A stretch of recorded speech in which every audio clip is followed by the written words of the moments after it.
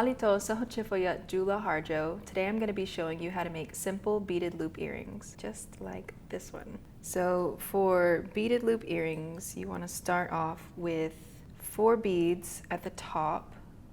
Also, everyone does it differently, so this is just my way.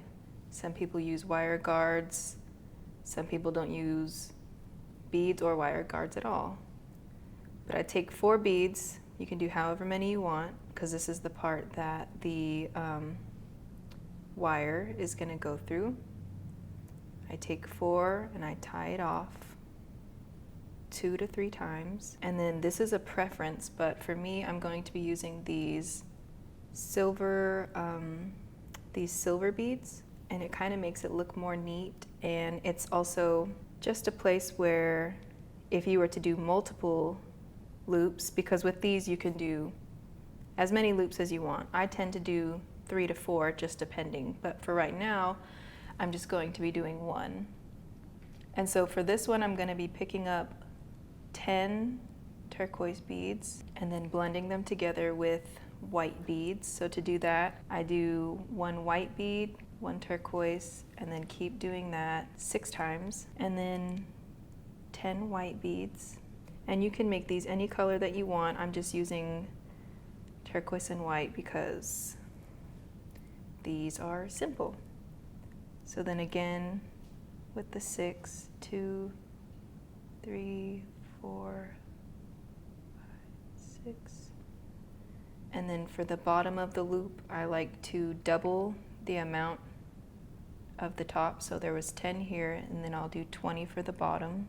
And then after that, you're just gonna go back and do the exact same thing that you did on the other side. So again, with the white and then turquoise pattern, 3, 4, 5, 6, and then the 10 white, and then starting with the blue, 3, 4, 5, 6, and then 10 turquoise again. And then after you've got them all on there, you'll go through the silver bead at the top, and you can tie it off there, but I like to go through those 4 beads.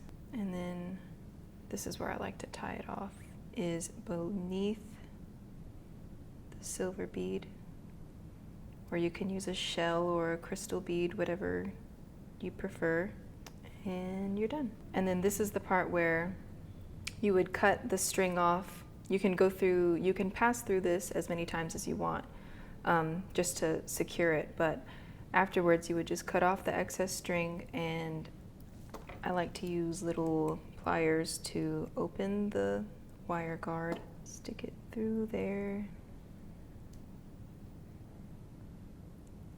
close it up. So then, looks like that. Yakoki for watching this beadwork tutorial.